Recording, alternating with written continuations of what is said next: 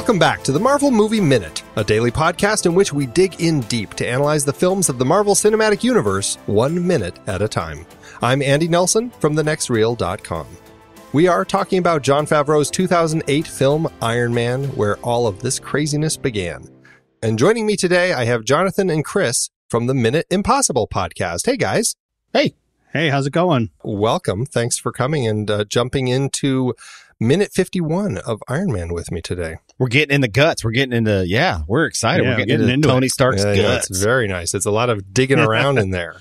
Yes. We are talking about minute 51 of Iron Man. The minute starts with Tony handing off his old irrelevant RT device to Pepper, and it ends with Pepper giving Tony the shock of a lifetime. This is that big, the great little makeup effect that they have. It's a really fun. Yeah, practical. Yeah, this is fantastic. It's amazing what they do here. Yeah, it's amazing. Because I was watching it, blew it up as big as I could. Also, I own it.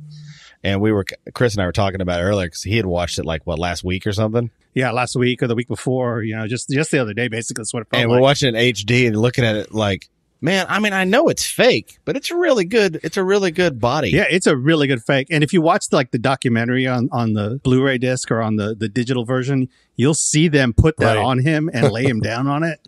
And it's surreal because it's like, once they lay it on him, it looks like he's there. It's a nice prosthetic. It's really impressive work. Yeah, it's a very good prosthetic. It helps that he's smooth. Right. Yeah, that he's nice and clean shaven. And he says in the documentary that they had to shave him to get him to look like that for the whole movie. Poor guy.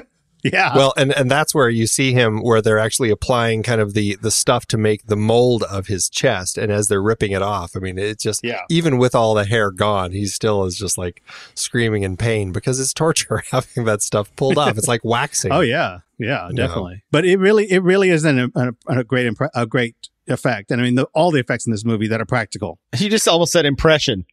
Yeah. It is impression, exactly. It's an impression of his chest. It is. It's a great impression, it is an impression of his chest. But I mean, just as a whole, and this is also before all the Marvel guys, now they're all bulked up, and even before Downey got as bulked up as he gets later in the other films for their chest area. Yeah, he looks like normal in this movie. He's very if what was it, the last one, 3? 3 was really the one where he was buff, hard, old man hard. Yeah. I think he was feeling pressure from the rest of the Avengers group.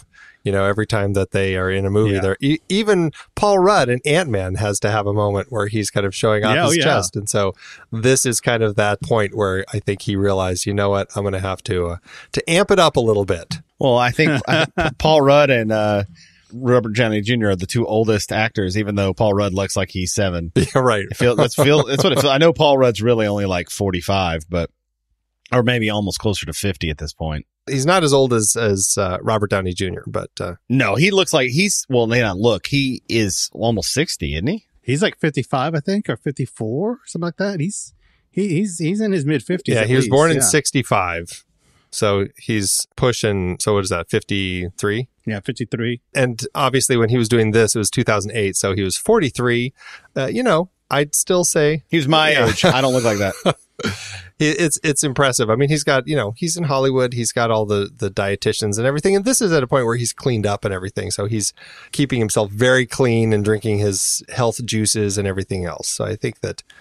considering what he had put his body through, I think he actually ends up looking pretty good at this point in his life. Oh yeah, definitely. I mean, and I think actually it was 2007 when they did this, because I remember that Comic-Con trailer came out in the summer of 2007, and everybody just went nuts over it when they showed it. And I remember seeing it, not legally, but illegally online, and I was really blown away by just that little clip that they showed, and it was impressive then. So. The Iron Man Minute does not condone viewing. No, we do not. Things illegally.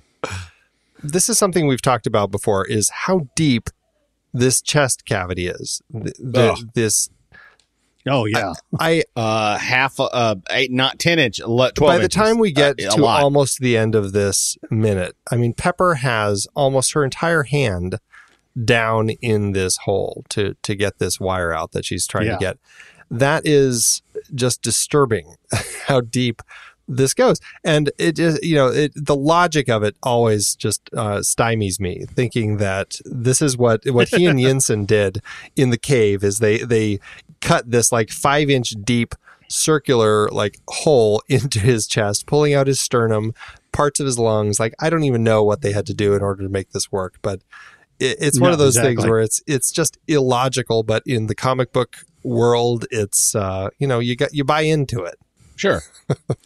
Yeah, exactly. And like I said, when I watched it recently, that's the first thought that came to me when I saw the arc reactor in him in the cave. I'm like, how did he do that? And how much of a mess that must have been.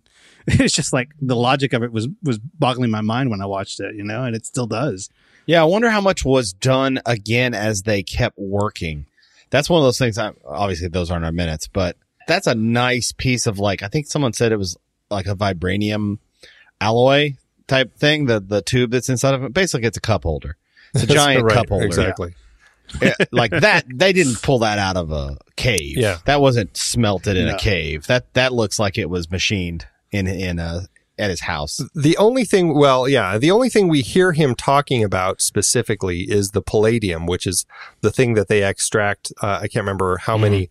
It's a very minuscule amount that they extract. Milligrams, grams. To create that little ring that is going to be kind of a catalyst, right? Like almost like the catalytic converter for this entire device. Now, I can see this tube in him being pulled out from one of the missiles, because they assembled all of this stuff from all the missiles that they were pulling missile apart. Casing. Yeah, so I would assume that it's some sort of piece that. of a missile that they've installed there. All right, you've solved it. That's what it is. It's a missile casing in his chest.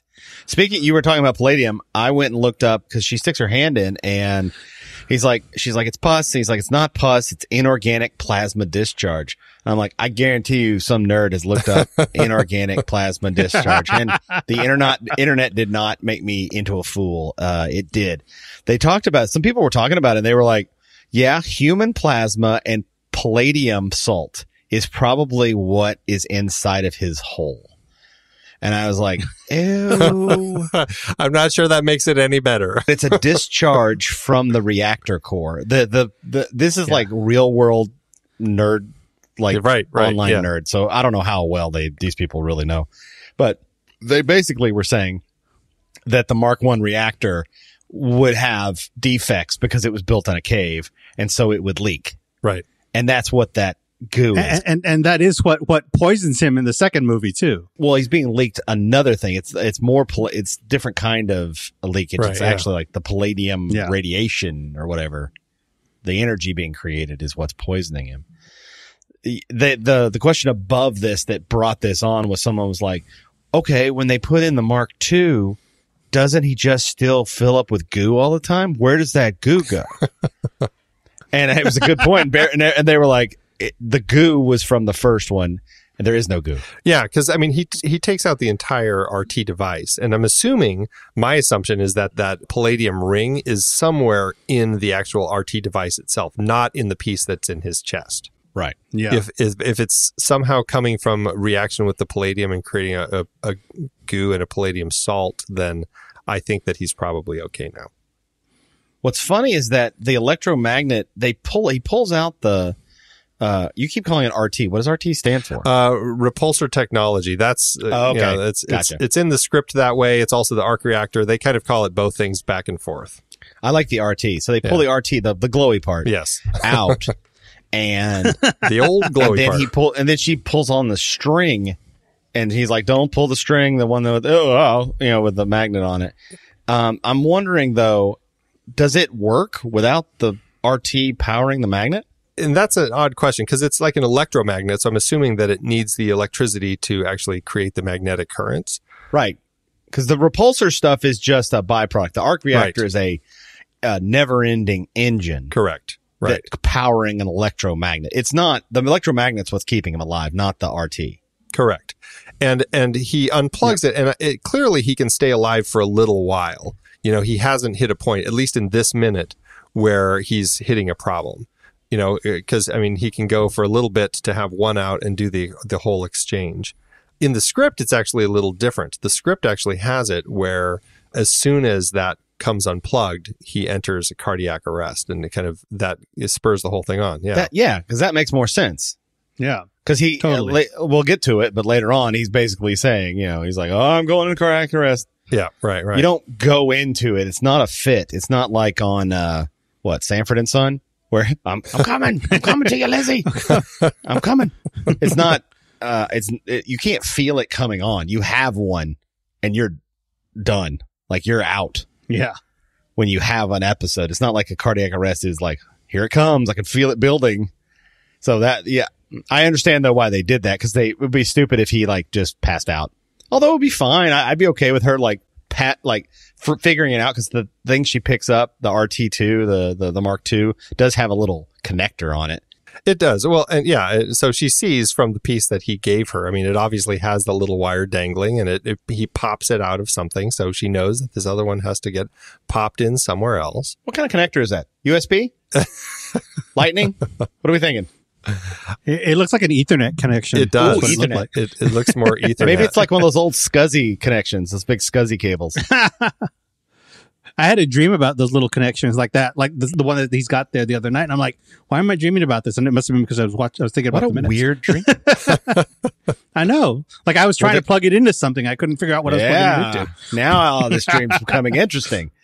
Now it's becoming interesting. Exactly. But yeah, I love how she says like, oh my God, it smells. He's like, oh yeah, it does. Yeah, right. Yeah, it does.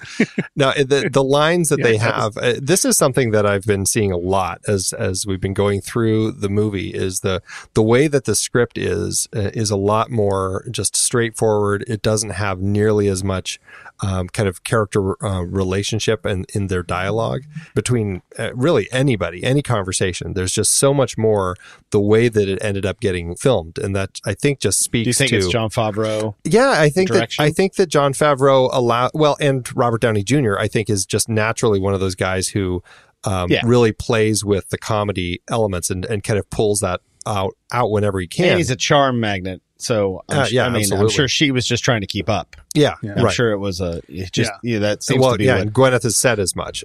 She's like, he's much faster at that sort of stuff. So I think that it comes across so naturally, the way that these two have this rapport and the way that this scene played out. Like they have that great moment where he's like, yeah, it should be fine. It's like Operation. You just don't let it touch the socket wall where it goes beep. And she's like, what's Operation? What do you mean? That sort of stuff is not in the script, but it works so well, and it creates such a charm between these two that is so nice. I love the way that Robert Downey Jr. and Gwyneth Paltrow play their parts here. I appreciate you bringing up Operation, because this is a movie about inventors, so I think all inventors should get their due. Operation was invented in 1964 by John Spinello of the University of Illinois. He was an industrial design student, and he sold it to Milton Bradley for $500 and the promise of a job upon graduation.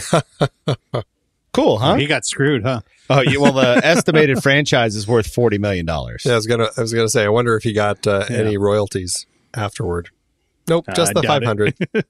$500 and maybe a job? Question mark.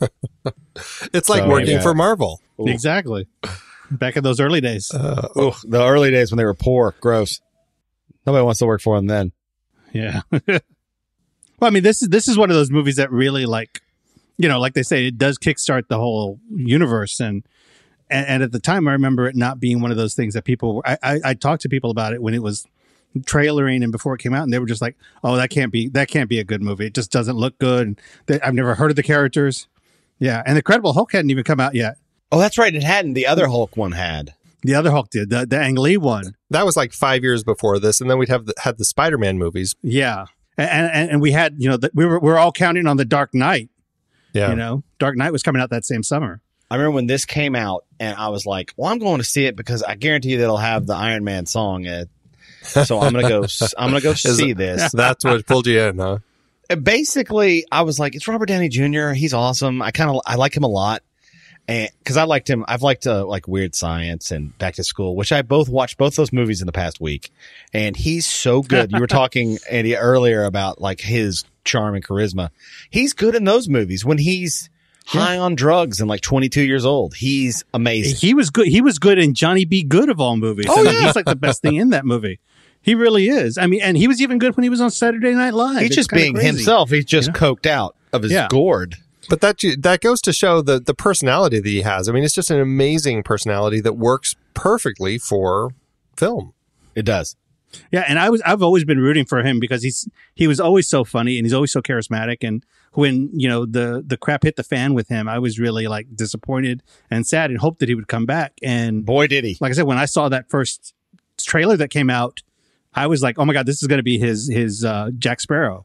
Yep. And I hoped for that, and I'm glad it was. I knew the second he turned around that the walls of Jericho and the blast in this movie and the bomb blows up and then the wind that hits was him. it. And I was like, all right, I'm sold. And that was, what is that, 15 minutes in the movie? Yeah, that was the moment for me too. That was the moment when I saw that in the first trailer. I was like, this is it. This is his movie. I'm like, Jon Favreau, the guy from Swingers? All right. Well, see, that's the thing. I always had a like for Jon Favreau because I interviewed him in college before Swingers came out, and he was like really pushing for everybody to come interview him because nobody knew the movie, and he was such a nice guy that I always like anything he does or anything he was in. I always went to go see because I wanted to support him because he was so good to talk to and so nice to me, and I couldn't do anything but like him as a person. And when I started seeing his work as a director, I was really impressed with it, and more so that when I saw he was doing this Iron Man movie, I was like, all right, he might do.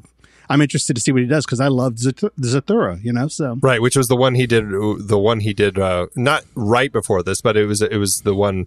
I mean, it's 3 years before this, but that was his previous film. Yeah, it was right before this one. Yeah. And I talked about this on another podcast, but it really comes home here.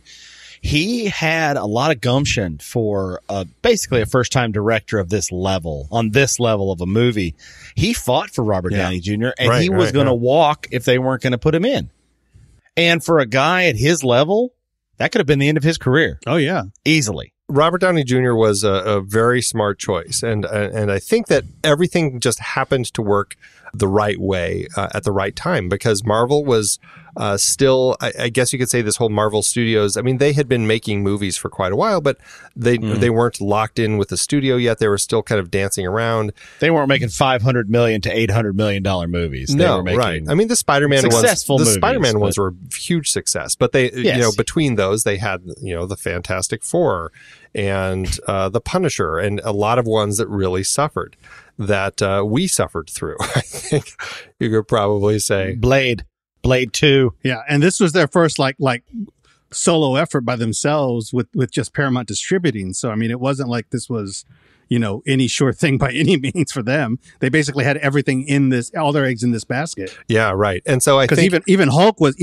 production with Universal that put up most of that money. Yeah, they distributed that with Universal because Universal just they've had the rights for Hulk for forever, really. Yeah. It was almost like an independent production with a bigger budget. And they really trusted, I think, Kevin Feige. A lot of these people had met Jon Favreau before when he worked on Daredevil as one of the actors, only acting in that, but he met the people. And so I think through that, they just kind of had a little bit of a relationship. And so I think that they created this place of trust. And I think that that's what they really needed, is finding this grounding for these people who could really believe in these elements and push forward with it. Because, I mean, if it wasn't Robert Downey Jr., I don't know if this ever would have taken off. Same thing with Favreau. And I feel like they really just lucked out, kind of hitting the right team to make it happen. Because, I mean, they did. Yeah, because this could be, we could have, we might, instead of 20 movies now, we might be watching another reboot of Iron Man while they try to figure out how to make it right if they hadn't actually done it that time. Yeah, I think, we've talked about lightning in a bottle for these type of movies, and this one just was the one. Since they've made no real missteps. I mean, Thor 2, people find the story tonally different. Like, they say it's weak. I love it because it's a different movie. Yeah. But they then found yet another successful pattern with Thor Ragnarok. So they're really just good at now finding, God, I don't know what is the pulse of the nerd culture that follows that. And well, now also 10 years in, we're all invested. No, absolutely. I would say I'm an MC, we're all MCU fans, so we don't care. Yeah. You have us. You don't have to you don't have to sell my father who's 72 years old. You don't have to sell me. I'm 44. And you don't have to sell my 14-year-old. Well, there's your demographic. You have the 3 generations you need. Exactly. To make all the money in the universe. They're full four quadrant movies at the best sense of the term. They are full 4 quadrants. I mean, I was working at theater when Infinity War came out. Well, I was working at theater from Guardians of the Galaxy 2 all the way through Ant-Man and the Wasp. And every single one of those movies, regardless of the hype or the trailering or anything, they were full every show for like 4 weeks. I mean, just nonstop. And it's the loyalty. I mean, you got people as young as 2 or 3 coming in with parents, and as old as 80, 90 years old coming in because they've seen they're at friends least of Stan one of Lee. the movies, if not more. They're from the same old folks home. I remember when Stan used to couldn't shut up Stan about that stupid thing, so I'm going to go see his movies. A lot of that, I think, is anchored on the characters. They have such great characters. And here we've got, I mean, all we're doing is looking at this little operation scene. I mean, it's a really interesting operation scene, the way that they're doing it. But I mean, that's all it is this scene going on between Pepper and Tony for the entirety of the minute that we're looking at here. Yet these characters are so interesting that they just draw us in, and we are right there wanting to kind of spend our time with them. I think that's what I find really interesting about it, is it brings us these characters that create this foundation outside of the superheroes. I mean, the superheroes obviously are fun and obviously are really interesting, and those are kind of the big action pieces of the films. But at the heart of it, it has to be the characters and their relationships. And what we get here is exactly why I think the MCU is working. This is the core. And they're not dark. And it's not dark, so dark that you go, that's not how humans act. They're based in realism in that they're kind of like a perfect realism. I wouldn't say that Tony Stark is a real person, but he is. No, it's very comic booky still. Yeah. Yeah. But that's why I read comic books. I don't want to read about real people. I've read Watchmen. I'm good. I don't need to read how people are really going to act when superheroes are around. I've read the Ultimates version of the Avengers, which I love, and most of these movies, pull heavily from originally. But we don't have to tell everybody who's listening to this podcast. You're listening to minute 51 of a Iron Man podcast. You're a fan. Right. You're in it already. Yeah. I mean, that was one of those things that I felt after watching The Dark Knight Rises, is that I was watching it. And after I came out of it, I turned to the person I was with and I said, I miss the fun of the Tim Burton movies. I mean, as dark as those were, they were a lot of fun. There was always something to it. And the thing that Marvel does to me is that it's always fun, even at its darkest.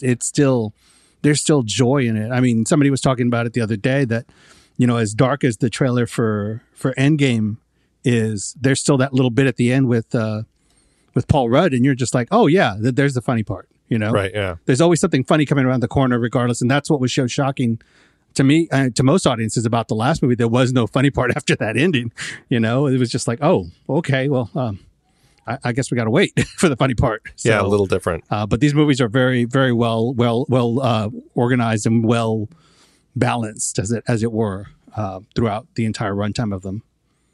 Yeah, we have a really touching moment here that this is kind of, again, going to that heart of it, where he's trying to convince her to do this surgery, simple as far as he sees it, and she's trying to pull out. She doesn't want to do it. And then he says, no, you're fine. You are the most capable, qualified, trustworthy person I've ever met. You're going to do great. And I think that it's a very cute, meet cute. Oh, yeah, and it's obviously about, doing this surgery and everything, but I think there's a lot more there. And I think that speaks a lot to the relationship between these two and how Tony is able to kind of have these conversations with her. It's a great moment. I love it. Followed up by Puss and Stink. Yeah, I like the sincerity of this scene and the ridiculousness of the scene. Yes, right. This wouldn't work if they were talking to each other across dinner.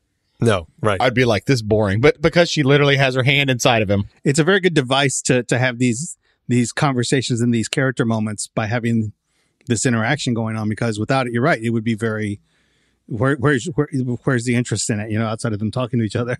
Yeah. Well, I don't have anything else to talk about with this minute. What about you guys? No, I'm good with this minute. No, I'm good. I think we can talk more about all this in tomorrow's minute, because we'll get a little bit more of this. In the meantime, thank you guys so much for joining me today. No problem. Thank you for having us. Do you guys want to plug your show? Where can people find you online? Yeah, we're at minuteimpossible.com. We do a minute-by-minute breakdown of the 1996, the entire Mission Impossible movie franchise, starting with the 1996 movie. We completed that this year, 110 episodes. So go find us online. We're on all the podcatchers out there, and you can find us on Twitter at minimpossible, MIN Impossible. All right, well, that's it for today's show, everybody. Thank you so much for tuning in. Make sure you subscribe to the show for free at marvelmovieminute.com. Join us over in our Discord chat room and follow us on Facebook, Twitter, and Instagram at The Next Reel. And if you like what we do and you want to support us and get some cool stuff, become a patron over at patreon.com/thenextreel. Until next time, true believers,